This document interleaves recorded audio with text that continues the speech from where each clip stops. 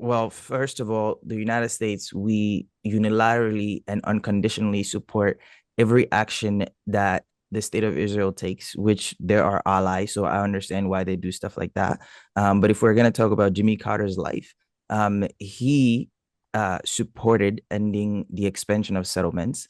He supported ending the apartheid state. So did Joe He, Biden. Joe Biden has been against settlements yeah, for there is difference 40 between years, I, but I do think there's strongly difference against them. between lip service and actual No, it's policy, not and lip I do service. think that We need to keep with the actual history of this, which I know, Hami, under Joe very, Biden, very well. more Palestinians have died uh, than under any other president Well, in that's human that is a history. We horrible, have horrible thing. And I'm not defending that in any fashion.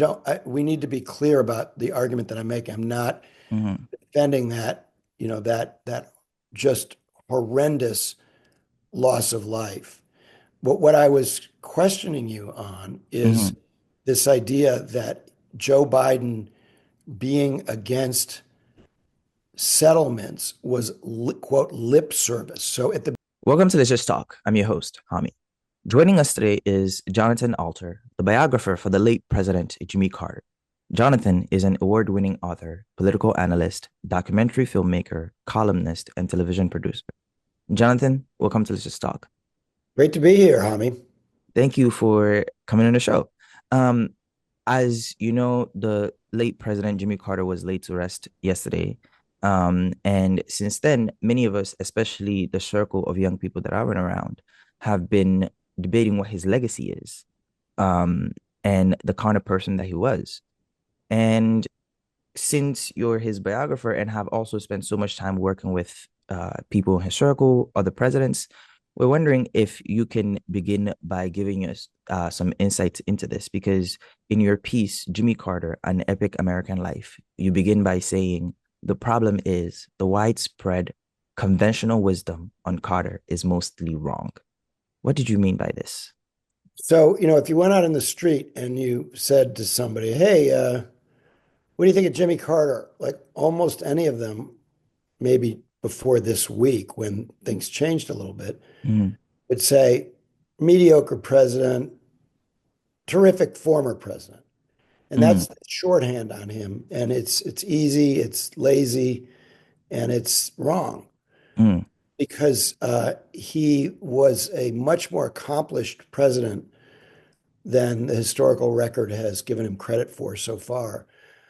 That doesn't mean he belongs on Mount Rushmore. right. He's not, in the top, half dozen presidents, but he should be much higher, much more highly ranked than he is now, because he was a political failure as president. He lost to Ronald Reagan badly in 1980, Mm, got his butt kicked. And we tend to judge these presidents by how they do politically. So in those terms, he failed, right. but he was a substantive and often visionary success. And one of the reasons that I wrote the book is I learned that, he was the first leader anywhere in the world to talk about global warming. And Yeah. he uh, put solar panels up on the roof of the White House, and Ronald Reagan took them down. But if you look at the totality of the record, and it goes way, way, way, way beyond what I just mentioned, Mm, you have a visionary president who had his shortcomings and certainly made plenty of mistakes, but deserves to be much better regarded than he is. right. We're going to talk about that vision and those shortcomings in a few. But I wanted to begin by also talking about the kind of world he inherited. Mm. Um, and what that meant at the time. Could you describe to us when he was elected in 1976, uh, what circumstances shaped his presidency? Thinking about things like post-Watergate, Vietnam, geopolitical crisis, and so on. So, at home, as you mentioned, the Vietnam War ended in 1975, and that was just less than a year after Richard Nixon resigned the presidency in August of 1974. So the United States was in a very bitter period then that in some ways is reminiscent of what we've got going on nowadays. Mm, And people had lost faith in their institutions.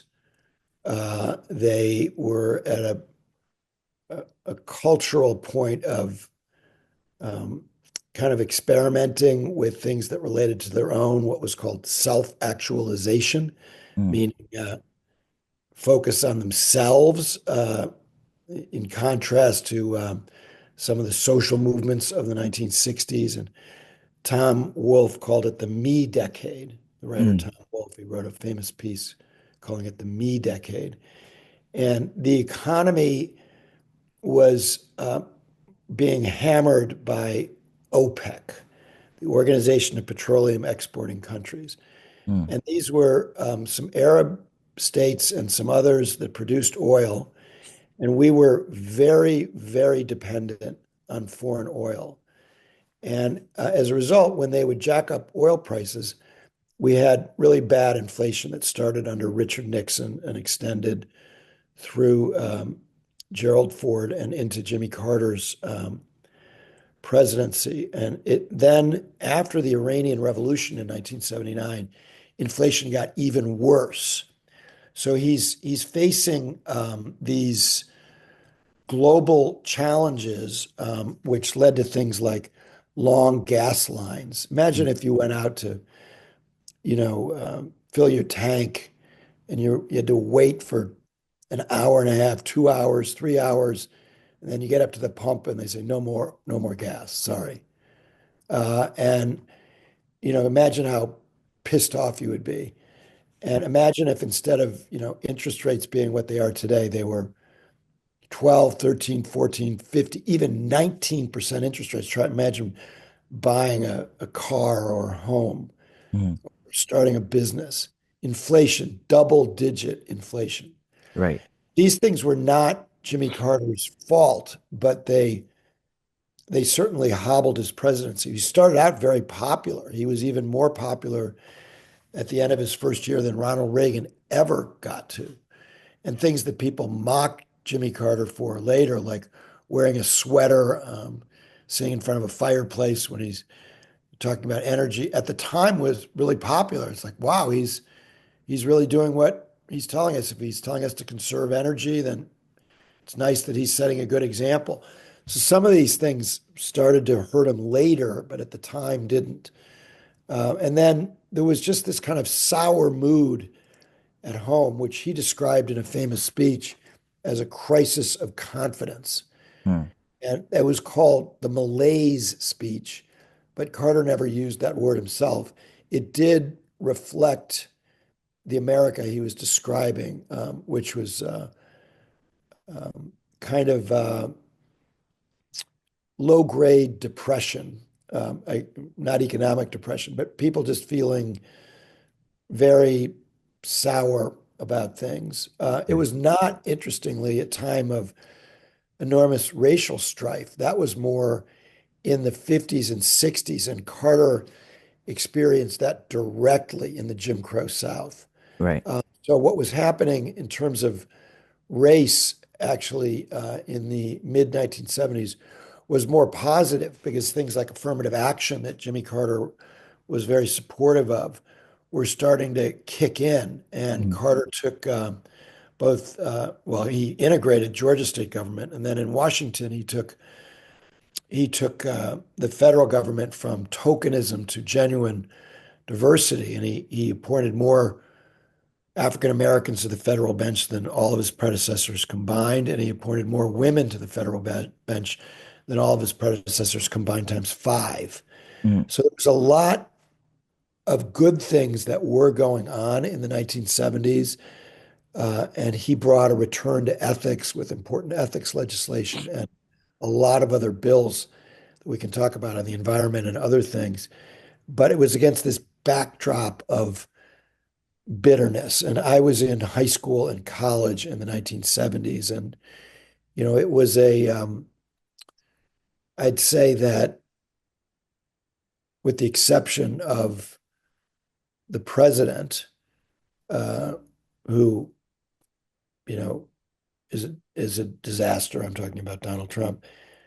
The rest of society was worse off in the 1970s than it is today, considerably worse off, Mm, not just economically, but socially and emotionally right, in a bad place in the 1970s.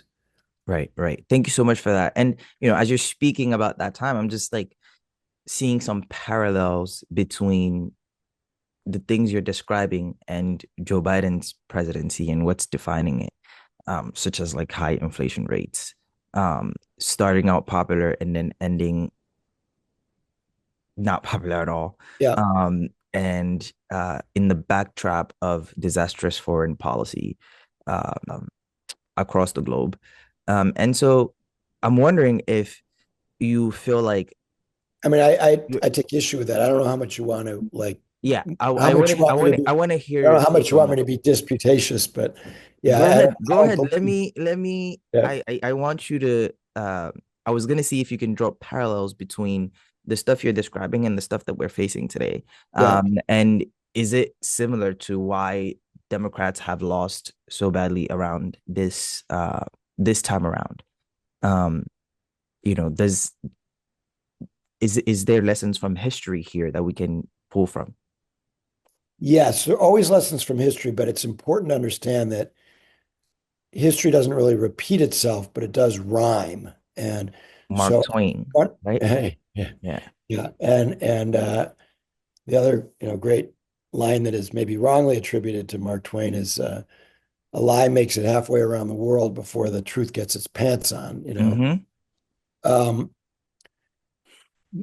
it's important, and this was something that I studied in college. Mm, I took a very, for me, very influential class. It was called Thinking in Time, the Uses and Abuses of History. right. It's very important to look at historical figures contextually. Right. Just to give you an example from Jimmy Carter in his earlier life. So I'm very hard on him, not very hard on him, but I don't spare him Mm, on the really awful campaign he ran in 1970 to be governor of Georgia. right. And he used racial code words and what we call dog whistles. Mm, He never used the N word or anything like that because right. he was But he understood the from time that he boyhood. was in. Yeah, from boyhood, he was well, no, it was that he had to make a choice. At one point, he said to me, in one of our many interviews when I was pressing him on that campaign, where he had said nice things about George Wallace, who he privately despised. Mm, He said, "Look, I had a choice. I could either be in the civil rights movement or I could be governor of yes. Georgia." And I wanted to Yes. be governor of Georgia. So I think that, you know, a lot of times, and I don't think I'm going too far in saying, especially younger people, and I was certainly like this when I was young, Mm, they do what Obama called making the perfect the enemy of the good. mm, So they go, and this to me is an essential concept for people to understand. They make the perfect the enemy of the good. So okay. when somebody makes some progress on something, Mm-hmm. instead of going, you know what, that's good, I wish he had done more, Mm, they say, fuck him. yeah. He's not with me on Gaza, whatever the issue is. Mm-hmm. And they don't think like contextually. So the reason that this comes to mind is you say that Joe Biden had a disastrous foreign policy all around the world. So I think reasonable people can disagree about his policy toward on the Middle East, Mm, and you can even, with good reason, be extremely critical of it.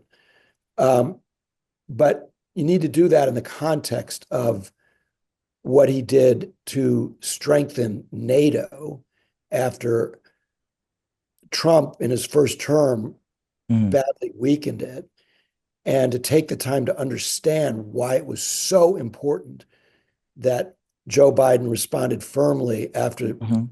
Putin invaded Ukraine, and what a overall really, really good job he did in Europe in bringing together our allies, expanding NATO. And if Putin had overrun Ukraine, showing Mhm. that might makes right, Moldova would have been next, and then countries in Eastern Europe, Right. and he would have reassembled the old Soviet Union, which was his dream. Mm. And still is his dream. And if that had started to happen, we would have had to probably triple our Mm. defense budget Right. just to protect democracies in Western Europe Mm. and Eastern Europe. So, people need to understand that all of these guys, including Jimmy Carter, Mm. anybody who's president, even if it was, pick your favorite politician, somebody who you really love, Mhm. if that person became president, he or she would also have a mixed record. It's Mhm. in the nature of the complexity of governing. Right. There's only one modern politician who doesn't have a mixed record, and that's Donald Trump. Mm. We'll touch on him in a little bit. Yeah, And thank you for offering that analysis. I do tend to think that a society should be judged based on how the most vulnerable in that society are impacted and affected or treated. And the way in which the reason why I am so harsh on Biden is because the most vulnerable in our global community has been negatively impacted under him, at least from my vantage point. But well, moving that's I from mean that, that's assuming that there would be something that he could do about it. I mean, the assumption behind that question is that if the United States cut off all arms sales to Israel and lectured Netanyahu about how he should treat the Palestinians, which, by the way, Joe Biden has done from the start, that would somehow make a difference. And I think we know enough about Netanyahu that he would be pursuing the same policy. So, sometimes there's a little bit of a sense that, the United States is omnipotent. And actually, the history of the last, you know, 60 years is that Vietnam being only one of many examples, Iraq is another, trying to do nation building there. mm, There are tremendous limits to power. right. And again, this is something that I think I had less of a sense of when I was young and very Mm, much against the war in Vietnam, very much against apartheid in South Africa, engaged in campus demonstrations on that. And, and when I look back, I like the passion that I had, mm. but I think that I was not thinking contextually enough about these very complicated issues. Well, I appreciate that. I still do think that there is much more that Biden could have done. I agree with So that. many, I'm so not many, disagreeing with that. so Yeah. many experts have Yeah. given him solutions, sounded the alarm, Well, uh, are there have solutions? Like what yeah. would be a solution? I mean, that Well, I don't want to, well, I'm not sure you want to, I be mean, I like, mean, I don't want to make this about Biden's yeah, yeah, policy. but Uh, I'm just curious, like what is a solution that would yeah, I mean, like solve the problem of Gaza? I mean, yeah, like, well, first of all, the United States, we unilaterally and unconditionally support every action that the state of Israel takes, which there are allies. So I understand why they do stuff like that. But if we're going to talk about Jimmy Carter's life, he supported ending the expansion of settlements. He supported ending the apartheid state. So did Joe He, Biden. Joe Biden has been against settlements yeah, for there is difference 40 between years, I but I do think there's strongly difference against. between lip service and actual No, it's policy, not and lip I do service. think that We need to keep with the actual history of this, which I know how many under Joe million Biden, or what. more Palestinians have died than under any other president Well, in that's human that is a history. We horrible, have, horrible thing. And I'm not defending that in any fashion. We need to be clear about the argument that I'm making. I'm not mhm, defending that, that just horrendous loss of life. But what I was questioning you on is mhm, this idea that Joe Biden being against settlements was, quote, lip service. So at the beginning of the Obama administration, mhm, and I wrote two books about Barack Obama, mhm, Joe Biden goes to the Middle East. He has been a longtime supporter of the state of Israel. right. And at the time he's in the Middle East, Netanyahu insults him in a grievous fashion by actually having his government announce new settlements Mhm, at the time of his visit, which was very, very embarrassing for Biden. And to say that he was pissed off about it mhm, would be a gross understatement. It right. caused a mini crisis, would be too strong, but Obama and Biden were batshit angry over that because the United States has been against expanding these settlements since the Camp David Accords of 1978, when Right. Carter brought the issue up with Begin, and actually the about half of what he wanted to accomplish in the aftermath of Camp David was not possible because of Begin's settlement policy. So this idea that, except under Trump, who loved the settlements, and he has a new ambassador, Mike Huckabee, who wants to annex the West Bank. But under Democratic presidents, and in fairness, particularly under George H.W. Bush, where Jim Baker got in trouble for saying "fuck the Jews" at one point because he was so pissed off about the um, the settlement policy. So I took issue with that assumption that the United States was just kind of winking. Did they cut off support from their major ally in the region, which has strategic importance for the United States in terms of power projection? It is the only democracy in the region. With Mhm. name another. Well, I mean, like calling it a democracy when 6 million other people that share that land don't have the right to vote or Well, I don't mean, have the right to Arabs Arabs participate in Arabs any of have the the right. system.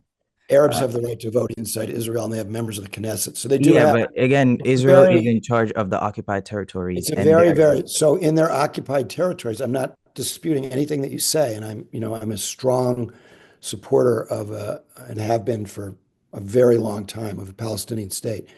But within Israel proper, which is still has the boundaries of what is of a state, they have elections, they have Arabs in the parliament, they have Palestinians in the parliament, and almost every other part of the Middle East, including the Palestinian Authority and Gaza, have many fewer rights for the people who live within their borders. So sometimes there are these like inconvenient facts that complexify the arguments. And all that I'm saying, I'm not urging anybody to change their mind or, you know, decide that Israel's okay or anything like that. I'm just saying, I want people to think in time, to think contextually about. So people might say, well, why weren't the Palestinians at Camp David? A very good question. And the answer is that not only Israel, but Egypt wouldn't have gone to Camp David if the Palestinians or the Jordanians were there. It was hard enough making peace between Israel and Egypt, and it would have wrecked Camp David had they included the Palestinians directly. But since they were talking about the future of Palestine, talking about the future of the Palestinians, on first glance, it's ridiculous that the Palestinians were not at Camp David. It's preposterous that they weren't there. And Jimmy Carter would be the first one to say that. But he would also explain that the perfect can't be the enemy of the good. And since he actually wanted an agreement, he had to limit it to inviting Israel and Egypt. And even that came very, very close to failure on many, many occasions during the 13 days they were at Camp David. And then again, when Carter went back to the region in March of 1979 to try to put the Camp David Accords back together after they had been basically fallen apart. And by the way, just on Gaza, and you didn't ask this, but I'm sort of rambling on here. Um, One of the most interesting conversations I had with Jimmy Carter involved his conversations with Hamas, which were very criticized in the United States. And actually, um, um, Obama shortened his role in the 2008 Democratic Convention because it hadn't been that much earlier that Carter had met with Hamas, and that was very unpopular, not just in the Jewish community, but in the United States as a whole, since they were a terrorist organization dedicated to the destruction of Israel. And so I asked him why, like, why would he go and meet with Hamas? And his answer was a very good one. Um, he said, first of all, just to go back to, something we were talking about before we uh, began the podcast, like why was Obama, acting so friendly toward Trump at the Carter funeral? And as Carter would have liked that, even though he despised Trump too, because, as Carter and I think other diplomats know, it's easy to talk to your friends. The hard thing is talking to your enemies. That's much more important if you want to keep the peace and solve problems. So I think Obama was perfectly fine in doing that. And that same thing applied to why Carter wanted to talk to Hamas. His more specific objective was to make peace not between Hamas and Israel, although he did work hard to get Hamas to try to get them to change their charter, which was committed to the destruction of Israel. But his main goal was to make peace between Hamas and the Palestinian Authority. And because they were and still are at odds, and he thought that the best way to achieve a Palestinian state would be for there to be one interlocutor. In other words, one representative of the Palestinian people, the way it worked when Yasser Arafat was in charge. And the split between Hamas and the Palestinian Authority he thought was very damaging to the longer term, even short term prospects of a Palestinian state. So I'm sorry to get off on that, but I think it tells you a little bit about the way Jimmy Carter approached these issues. Yeah. Thank you for all of that insight. I think, we went on a tangent a bit, but like that's warranted because this is the present time that we live in, and these are Right. the issues that are at the forefront of many people's mind. So intentionally or unintentionally, we veered into that conversation. But I think the last thing that I want to add to this, to the points that you were making, is like there's a lot to unpack there, first of all. Um, Many of the things you described, I don't see it that way. You use the word peace a lot of times. I do think justice is a prerequisite to any form of peace. I do think that So can I just interrupt you on that point? You make yes, a very interesting point. Justice is a prerequisite to any form of peace. So people associate Jimmy Carter with human rights. He was the first leader anywhere in the world who said that the way other countries treat their own people in terms of justice and human rights should be a factor in our foreign policy. And he sometimes unevenly applied it, even hypocritically applied it because he was president during the Cold War. But that was his basic view: justice, right? Human rights rights, and justice.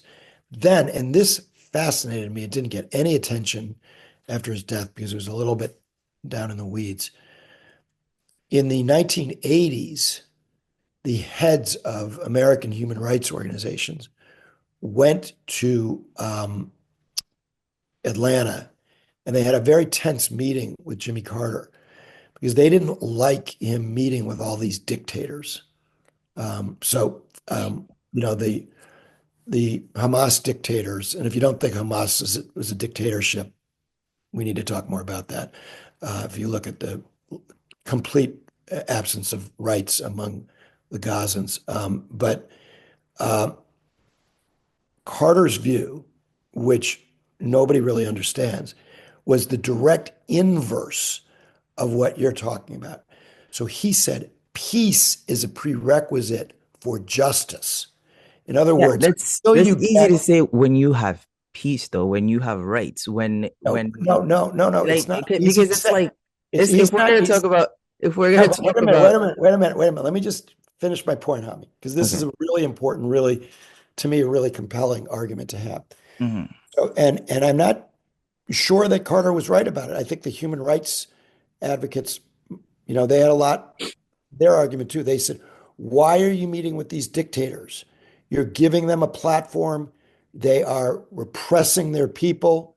There's no justice in their society. Why are you meeting with them? And his answer was, until the bullets stop flying, you can't get to human rights and justice. You have to have the bullets, you have to have peace before you can make these desperately needed improvements in society. And you can't get, and this is what, I mean, this is one of the great ironies of Palestinian history in the last 60 years, which so many Palestinians did not understand that if they'd taken a leaf from Mahatma Gandhi and Martin Luther King, they would have had a Palestinian state But they have done a long that. time ago. They They have didn't done that do it. multiple times during 2018 They and didn't. 2020. Like they were Gazans were marching to the border peacefully and they were sniped in the kneecap. If you review the UN reports and the human But rights what reports, do you mean? I like mean, there was no occupation of Gaza. So what do you mean marching to I the mean, border? like that What? also depends who you ask, right? Like many other scholars would tell you that Gaza is still occupied territory because they're occupied on their border, they're besieged by land, sea, water. Israel control the magnetic fields. I wasn't talking about If Gaza. you I want to wasn't talk talking about the about bullets Gaza stopping, justice. then that means like I agree with you. The I bullets wasn't need to talking about stop. Gaza justice. I was talking about Palestinian Yeah, justice but Gaza is part of overall the over the last Palestinian 50 years. Gaza is part Yeah. of the Palestinian fabric. Gaza what didn't magically appear out of nowhere, like Palestinians were violently displaced and dispossessed from their homes through Yeah. a system of colonization and dispossession and forced to move into Gaza, which was then surrounded and enclaved, and that created Gaza. It's not something that Yeah. appeared out I of mean, thin air. I'm happy But I to agree with argue you all this. I on mean, the point. I it agree. was, Can I yeah, just finish this one yeah. point? I agree with you that we can't talk about peace if the bullets are not stopping. So I think on that end, we're on the same page that we need a ceasefire now.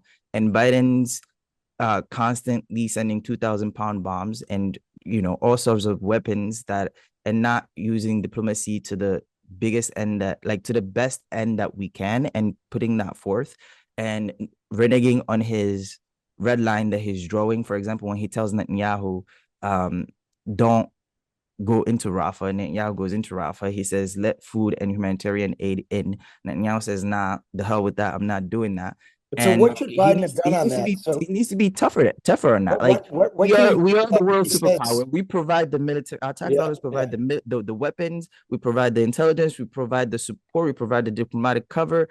We veto all the UN ceasefire resolutions. Like this is as much our problem as it is Netanyahu and Israel's problem. Like we are hand in hand. So we bear as much moral responsibility as they do. So we need to be able to be honest with ourselves and not just be like, okay, Biden tried and we need to contextualize this and contextualize that because children are dying. Children are getting sniped according to the reports of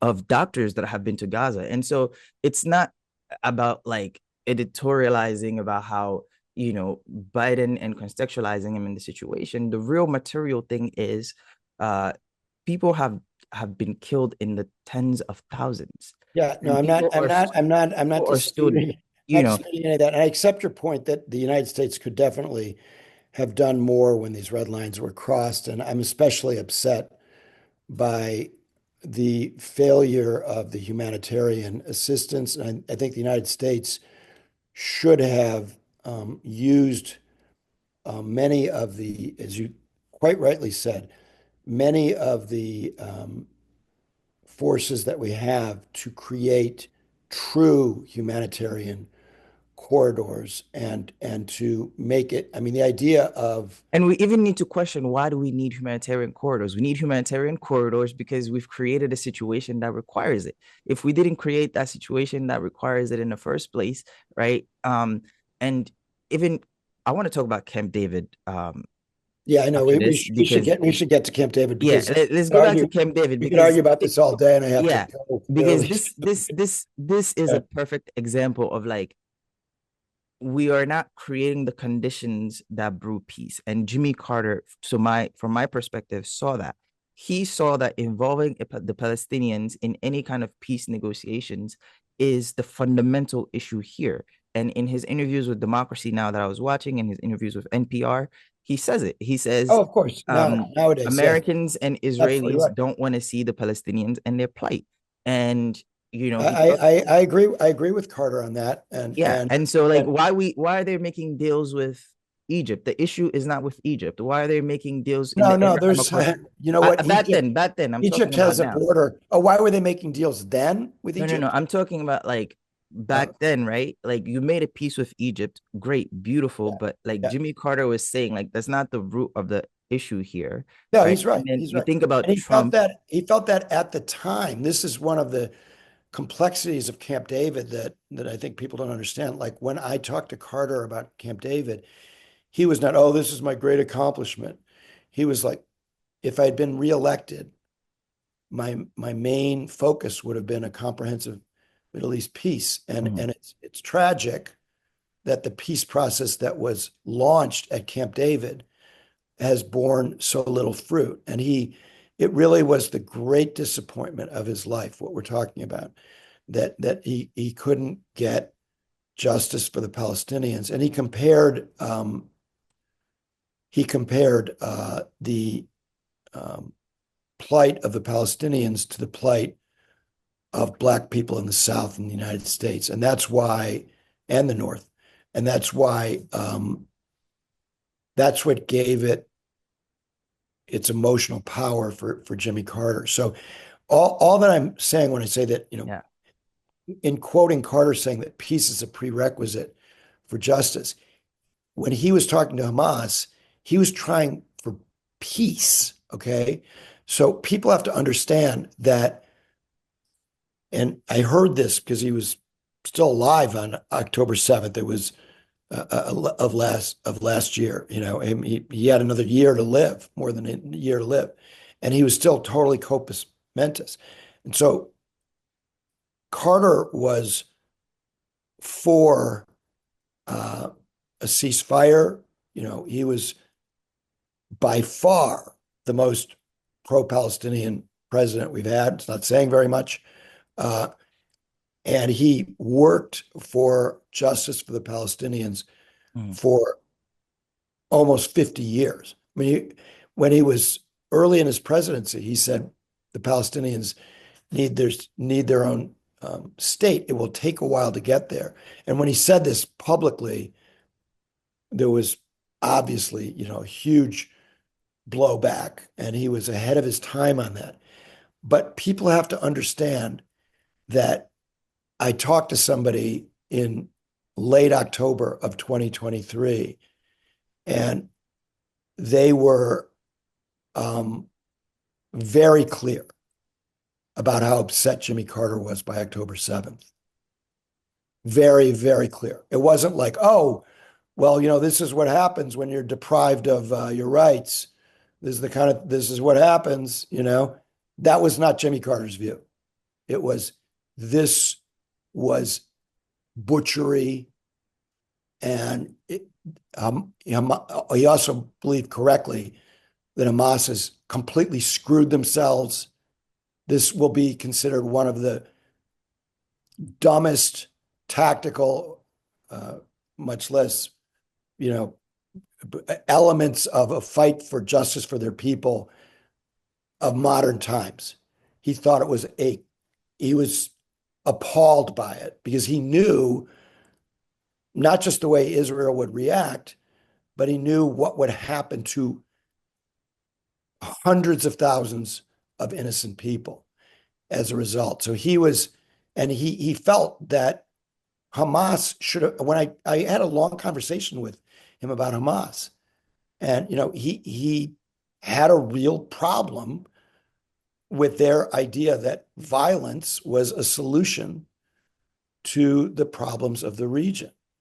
And so you have to be able to hold these like two ideas in your mind at the same time, that we need justice, but first you have to do it through peace, and then you maybe you do put pressure on Israel to, you threaten and to cut off aid to Israel. There are many different things you can do, or even cut off aid to Israel. There are many different things you can do to advance the peace process, but it has to be done peacefully. And Okay, sometimes we get people kind of lose sight of this. And the reason I'm dwelling on this is that when people think about Jimmy Carter, the thing they have to understand is peace was always first with him. One of his closest aides said he was close to being a pacifist. And one of the things he was proudest of is that nobody died in combat when he was president. So he prioritized human life over everything. And I think it's just very important to keep that in mind. Yeah, I appreciate that analysis. I'm gonna move us on. Yeah, Uh, I'll go another, I can stay longer, Hami, because we got sidetracked. I don't okay. want to change your questions. All right, I appreciate that. Thank you so much. Yeah. Since you have more time, I'm gonna make a final point and then get your reaction to that. Okay. And then we'll move Yeah. on to the other issues, to the other questions that I had about Jimmy Carter's life. You when you brought up the Jim Crow South, Yeah. and how that shaped Jimmy Carter, that also makes me think about, what we're supporting, right? Because that's telling me, like, because you use the word that Israel is the only democracy in the Middle East. And so I'm asking myself, okay, so do we consider the United Barely, I States? should say, barely a democracy. Okay. Yeah, Yeah. that's the point I was gonna make, because by that logic, when I didn't have the right to vote, or my ancestors We didn't didn't have have a the right, democracy in the United States. right? So if we're judging the United States by those standards, when blacks didn't have the Right. same rights, inalienable rights Yeah, as yeah. whites in this Yeah, country, totally agree. then by that same logic, it's not a democracy as long as Palestinians don't have the same inalienable rights on that land, because right now they don't have a state in which they can govern themselves. And we can talk about that long history, but we don't have time for that. No, but just Um, on that point, it's very, very interesting point. So I am one of those people who says that the United States did not have what you could fairly consider to be a democracy until 1965 and the Voting Rights Act. That if you have states in the Union that are, that have, you know, literally a dozen black registered voters, Mississippi and Alabama, that's not a democracy. But here's the difference. Those states were part of the United States. They were not territories of the United States, in Under Guam. international law, if So, you occupy a territory, you are in charge of that territory, and you are in charge of the people that are living within the borders of those territories. Now, if Israel decided to give up occupation today, and Israel decided to remove its barriers and borders from it all the did from places it that it did from occupied, Gaza, it did from Gaza, and I they so mean, it relocated its troops from inside of that's Gaza to it around was Gaza. not it wasn't occupied anymore. Uh, Sometimes there are these international inconvenient facts. It international wasn't organizations occupied. It differ wasn't on that. occupied.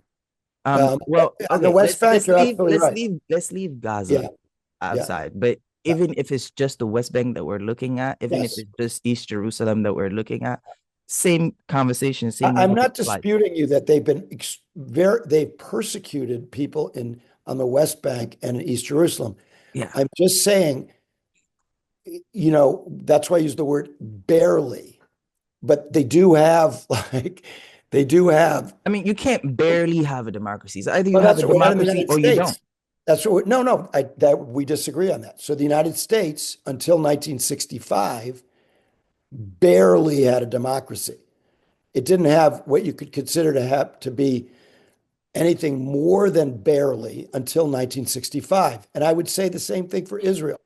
Until Palestinians on the West Bank are given their full rights, until they have a state, you cannot say that Israel is a full democracy. But you can also make some comparisons, and these comparisons are never made about the rights that Arabs have within Israel proper Yeah, compared to the rights they have in other countries. Arabs have Yeah, also given their own, like Arabs can speak for themselves. You and I don't need to speak for them. And a lot of the things that Palestinians that live in Proper 48 have given testimonies on is that by law they are treated as second class citizens, just like blacks were in certain period of time in the United States. By law, not just like I mean, blacks. I mean, I So mean, I mean, if like, you're a Palestinian, so I don't know how many times you've been to Israel and the Middle East, but if of you go course, to I haven't Israel, been like there, but I'm when I was saying like there, I like do know Palestinians. I hung out with a Palestinian newscaster, very popular on Mhm. Israeli TV. So you would not have had that in the Jim Crow South, you know. So we need to be a little bit, you know, Yeah. cognizant of the fact that some of these, as I said earlier in the conversation, it's sometimes really easy to make these cross-cultural analogies. And that's what the title of the course that I took in college, the uses and misuses of history. Yeah. Because sometimes what people do is they make these comparisons in a very blithe way, and then they try to kind of argue with, it's sort of the way the Trumpsters, use whataboutism. Like Okay, I they agree with argue you. with I these agree other with you. We examples. don't we don't we don't need Yeah, to make comparisons. We right, don't need to use right. whataboutism. My Yeah. point is the conditions are bad enough They're bad. They're as bad. it We're not is. disagreeing. We're not As it disagreeing. is. So Yeah. that's that. I just, I Um just, I'm just making an argument. I just wanted to be clear since we're talking about Jimmy Carter that, you know, where he drew the line on, and, in the last 30 years of his life, 35 years of his life, no mhm, more, he had real problems with Israeli policy far beyond what anybody in government did. And he was very, very forthright on Democracy Now! And in many other places in our conversations. So that assessment of him is correct, that he was a true champion of Palestinian rights. But people need to understand mhm. that peace was first and always first with So him. why And wasn't Jimmy Carter able to accomplish that? um, so part of it was that at Camp David, Menachem Begin wasn't on the level. He basically lied to him. He lied to Carter at And Camp for David. those of our viewers who And, don't know who Menachem Begin is, could uh, you give a little context? yeah, Menachem Begin was a Polish Jew by birth, who was imprisoned and persecuted by both the communists, and then he fled the Nazis and made his way to Palestine, where he became part of a violent offshoot of the Irgun, and was involved in a terrorist act in blowing up the King David Hotel in Jerusalem as part of their efforts to achieve independence from Great Britain, which ran Palestine at that time. Carter felt betrayed by Menachem Begin at Camp David, because Carter knew that if Begin didn't stop these settlements, which, Mm. just so I'm clear, I believe they were Israeli colonialist settlements on the West Bank, that there could never be peace. And Begin led him to believe that that he would limit the settlements, um, but he wasn't being on the level.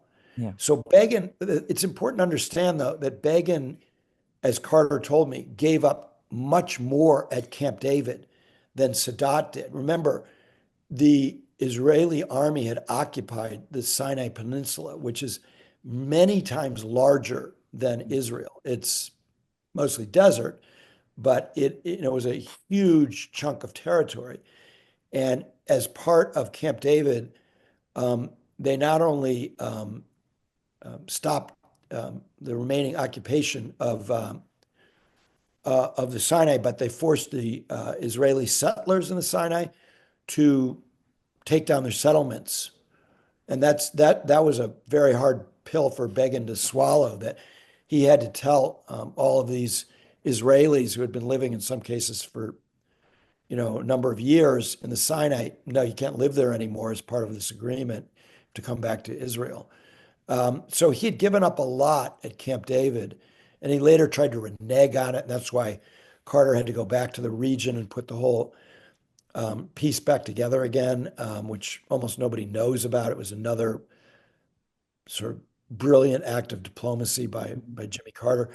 But he did kind of double cross Jimmy Carter on the issue of the Palestinians, much less the Palestinians themselves, who had very good reason for feeling that they had been wrongly excluded from Camp David, and they were perfectly.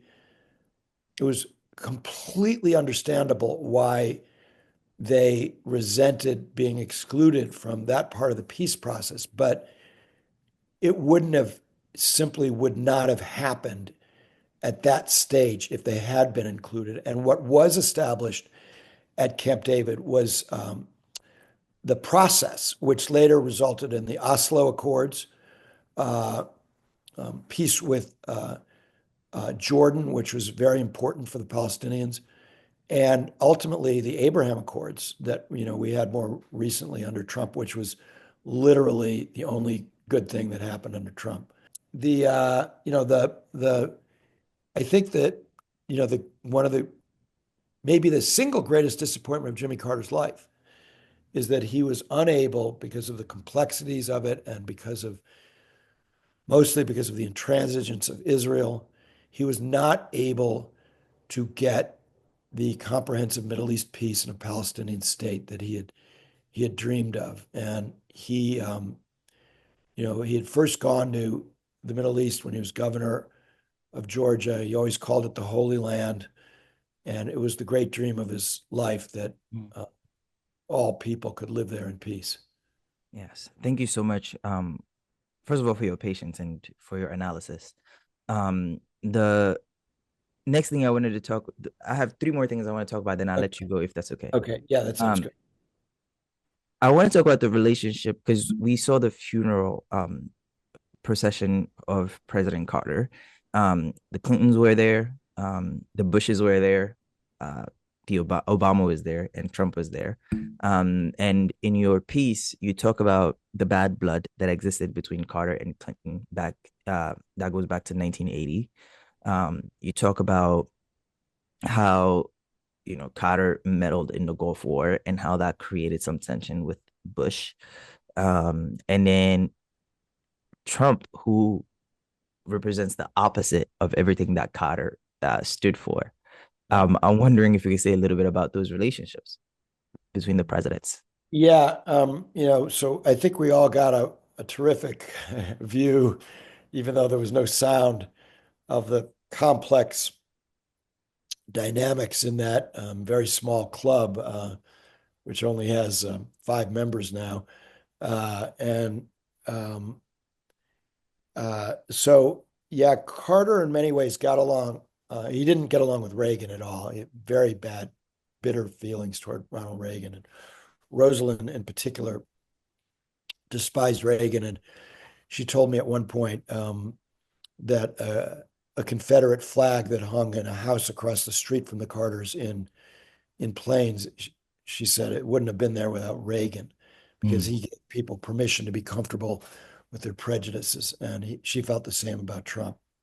Um, uh, but besides Reagan um, and George W. Bush, the other two Republican presidents, Gerald Ford and George H.W. Bush, whom I interviewed about Jimmy Carter, Carter had his best relationships with those two, notwithstanding what happened during the Gulf War. And George H.W. Bush was very complimentary toward Carter when we spoke. But he had a very fraught relationship with Bill Clinton, and he that started in 1980 when Castro emptied his jails, and they had something called the Mariel Boat Lift, and a bunch of many of them were criminals, some were not, um, some were political prisoners, were uh, just unloaded on the United States on boats by Fidel Castro in 1980,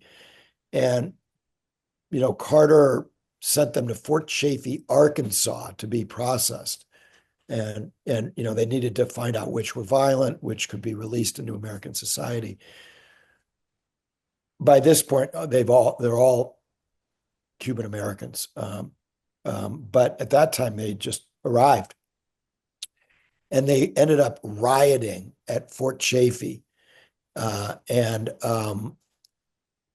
Bill Clinton felt that this cost him reelection as governor of Arkansas in 1980. And then when Clinton was president, he thought that Carter was a kind of freelance Secretary of State. And I have a chapter in my book that's mostly about this in his very best, that's about uh, what happened between Carter and Clinton in 1994 when Carter and Sam Nunn and Colin Powell went to Haiti, and they prevented a war in Haiti in 1994. And Carter went to North Korea and prevented a war in North Korea. Would have been a bad one. But both times, instead of going directly to the White House when he got back to give a report to the president, Carter went on CNN and was kind of freelancing and was at odds with U.S. policy. And when he got to the White House, um, um, Bill Clinton started screaming at him. They had oh, serious, wow. which I have, this and a lot of other stuff about Camp David and all kinds of other things, not in that article that you referenced, but in his very best Jimmy Carter Life, which is, the biography that I wrote of him. So uh, the relationship continued to suffer um, when Carter would say critical things about not just Bill Clinton, but Barack Obama. He had been very much for Obama, but then he felt Obama was ignoring him. And made him, it ticked him off, it ticked Carter off. And so he didn't really feel that he needed to restrain himself in saying what he thought about, say, the drone strikes that Barack Obama was authorizing. And but then at the end of his life, when he was ailing, my wife and I went to Jimmy and Rosalind Carter's 75th wedding anniversary in Plains, Georgia. And to the amazement and surprise of the Carter family, Bill and Hillary Clinton, along with Nancy Pelosi, came to the party, paid their respects. So I think Clinton figured this is his basic view is, he requires forgiveness, so he forgives other people. Mm. And it's a pretty good way to live. Yeah, that's a beautiful story you told. And thank you for sharing it. Um, I'm wondering if you could say a little bit before we close about how our next president is the complete opposite of the late Yeah. president. And because one of the big achievements of Carter's administration was uh, the Panama Canal and convincing Congress to give it back to Panama. And Trump has been very busy in the media saying that he wants it back, and he's going to take the Panama Canal back. How do you feel Carter will react to that? And can you say a bit more about how Trump is the opposite of Carter? Okay, so Trump is the un-Carter, Carter is the un-Trump. I think everybody knows that, Trump lies. Carter was famous for telling the truth. Trump uses hate and fear. Carter uses hope and peace. Uh, and so, I'm actually going to post something on my Substack that has a few more details about that. I wrote a short New York Times article about how different they are. But I want to talk about the Panama Canal. So this is one of Carter's underappreciated achievements. Mm-hmm. So the canal was built in the early part of the 20th century by the United States, but it was on sovereign soil, Panamanian soil. And we basically we it was a great engineering achievement, but it was corrupt and an act of genuine imperialism when we built it.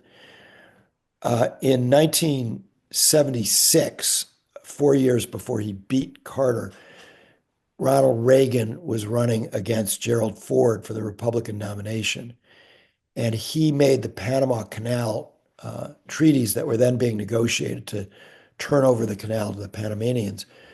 He made that a top issue. And he said, we bought it, we paid for it, it's ours. Another Republican said, we stole it fair and square, you know, and it became a big issue. Um, Carter becomes president and he makes a very tough decision. Everybody tells him, put this off to your second term. Two-thirds of Americans supported keeping the canal, opposed turning it back to the Panamanians. And to win approval of the treaties required a two-thirds vote in the United States Senate, which all treaties do. So this was the heaviest of heavy lifts politically. And all these people say, oh, Jimmy Carter didn't get anything accomplished with Congress. Should look to first of all, he got 70% of his program through. But the Panama Canal treaties were a really important victory for Jimmy Carter. And the reason that he won and he got 19 votes from Republicans in the Senate, which would be impossible today, Mm-hmm. is that the Joint Chiefs went down there and they said, if we don't do what Carter is saying, if we don't turn this canal back over to the Panamanians, the canal will be sabotaged Mm-hmm. and closed, and a major artery of global commerce will be closed, and it will require 100,000 American troops here forever to protect the canal. And so we in our own national security interest to prevent a war, and Carter believed to provide Panamanians with some justice for this canal having been Mm-hmm. basically stolen from them. He got the treaties approved. And then, and this is the part that makes what Trump's doing even crazier, the Panamanians have done a great job in the last 25 years. The full handover to full Panamanian control didn't begin until 2000. So between 1980 and 1978, when they were approved, and 2000, there was joint control, while the Panamanians were trained in how to manage the canal. 2000, they took full control. They've done a great job. Everything Trump says about them, giving favors to the Chinese are lies. And if Trump abrogates these treaties, we'll have a war. The Panamanians are not going to take it lying down. They'll close the canal. And when U.S. troops are sent there to try to reopen it, they will fight. That 100% will happen if Trump actually makes good on these astonishingly irresponsible threats. And just to give you an example of why they're so stupid and irresponsible, so Ronald Reagan becomes president after Carter. He had made his career on the Panama Canal. That's how he came to national prominence. And so I asked a senior Reagan official after Reagan left office, I said, hey, remember the Panama Canal? Why didn't you guys like abrogate the treaties that you were so against? It's like it was this big issue. And the answer I got was, well, they worked. Carter was right. Yeah. Everything worked out great. We would have Mm, been crazy to mess with those treaties and mess with the canal. So this is, I mean, I think Trump is just trolling. I don't think it'll actually happen, but it's a great example of um, Carter's vision. 7 United States senators lost their seats because of their votes on the Panama Canal. I don't think it was decisive in Carter's defeat, but it played at least a minor role in strengthening the nationalists who backed Ronald Reagan. So he did this, even though it wasn't politically smart for him to do. In that sense, it was vintage Jimmy Carter. mhm. And Trump's threats against the canal and his vile attacks on the Panamanians and everybody else, is characteristic of Trump. So Yeah. it's a great issue to focus on. Yeah. And that says a lot because in your piece you could really see that, like Carter's portrayed as a man of integrity, of conscience, of all these values that presidents used to have. And Not last all of them. There's been a lot of bad stuff done by yes. presidents. But we Yes. have we have a mixed history. Yeah. This is the important thing to understand. They're not all, they all do things that we would strongly object to. Fully 100% agree. Yeah, I think by virtue of the nature of the role, um, that just comes with the job. But right. and in closing us off, you also read about Ted Kennedy, Yeah, and you also read about how some Democrats stymied Carter's ability to be successful at the things he wanted to achieve. yeah. Could you close us off by telling us a little bit about that history? Well, I mean, Ted Kennedy, whom Democrats, especially liberal Democrats, had wanted to be president since his brother was assassinated in 1968, his brother Robert F. Kennedy. Yeah. He didn't run in 68, he didn't run in 72, he didn't run in 76. He decided in what was the low point of his career. Interestingly, it was also a period when he was drinking heavily, that he would challenge Jimmy Carter for the nomination, challenge a sitting president from the left in 1980. And this really harmed Carter. It wasn't the only reason he lost to Reagan, but Carter's biggest regret when in our discussions was that he didn't manage his relationships inside the Democratic Party better. Mm. And by that, he was mostly talking about Kennedy. So there was enough blame to go around in really bad blood between Carter and Kennedy. And I took an especially close look at healthcare because Kennedy was a champion of national health insurance. And on that one, too, the failure of healthcare reform was the responsibility of both Jimmy Carter and Ted Kennedy. And if they had been able to get along better personally, we might have had a variation on Obamacare 30 years earlier. And Wow.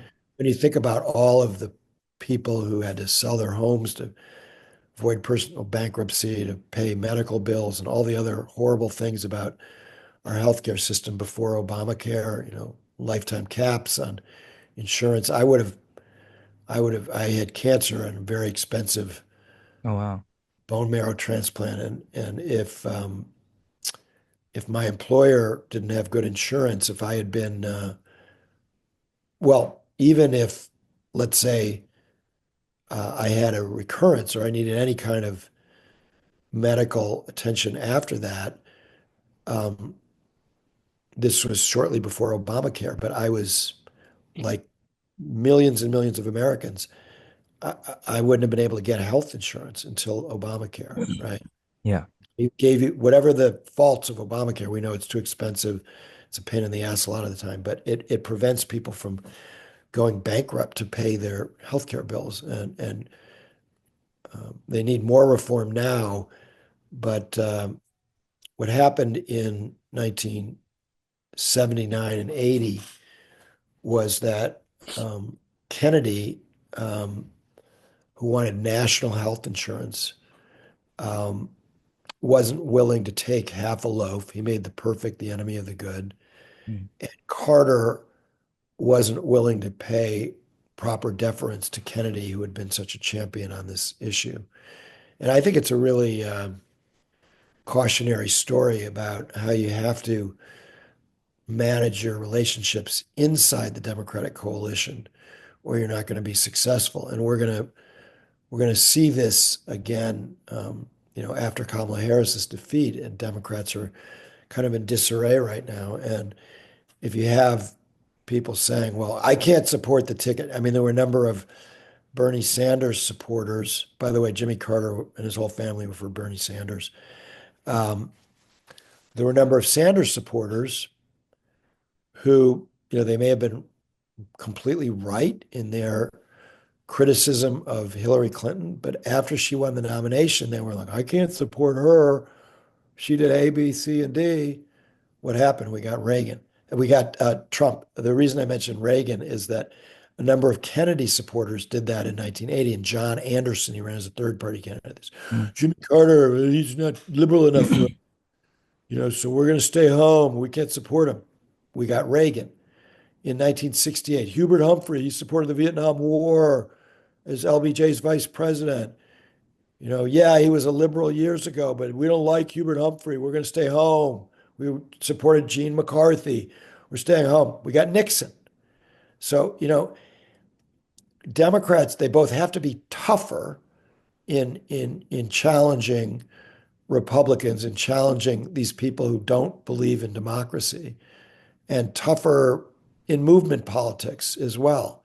I'm not suggesting that they go cream puff, but when there's a Democratic nominee, they have to figure out how to get along and come together. Otherwise, we'll have mini Trumps as far as the eye can see. And so a lot of this is like just about this. I think this brings our conversation full circle to, you don't make the perfect the enemy of the good. So on somebody like Joe Biden, you can say, I have contempt for his policy in the Middle East, but he did a great job with NATO and, strengthening the defense of Europe against this expansionist dictator who poisons his enemies, Vladimir Putin.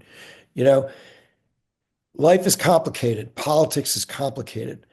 Sophisticated analysts of politics and public affairs do think contextually. They do think in a way that,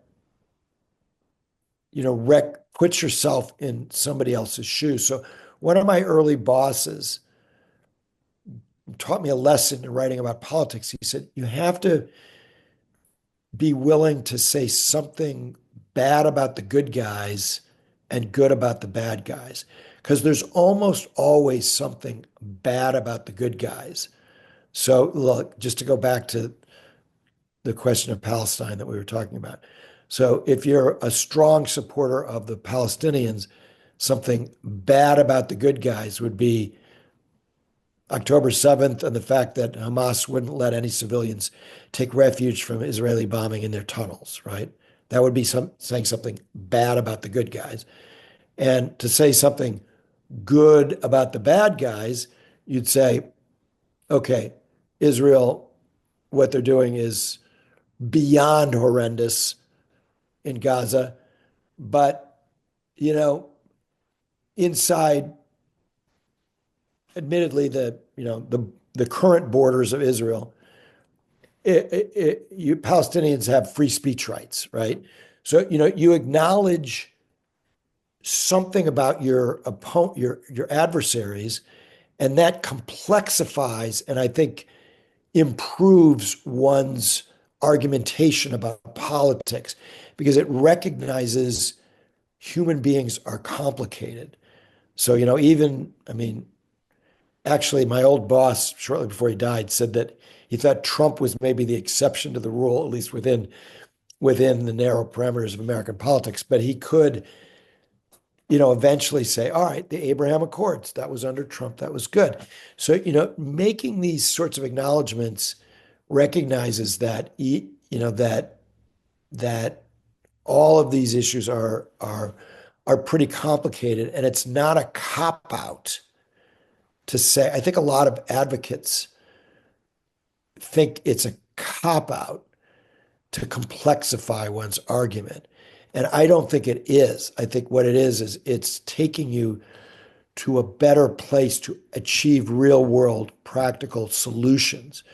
And this is where Jimmy Carter comes in, and why when he would talk to these just unbelievably bloodthirsty dictators, he'd be smiling with them, telling them, "Oh, I like what you did, with your agricultural policy in this region," in order to connect to them, not because he wanted to be a nice guy, because he actually was a very tough guy. That's another thing people don't understand about Jimmy Carter, but because he had an objective, which was peace. He wanted these guys to stop shooting people.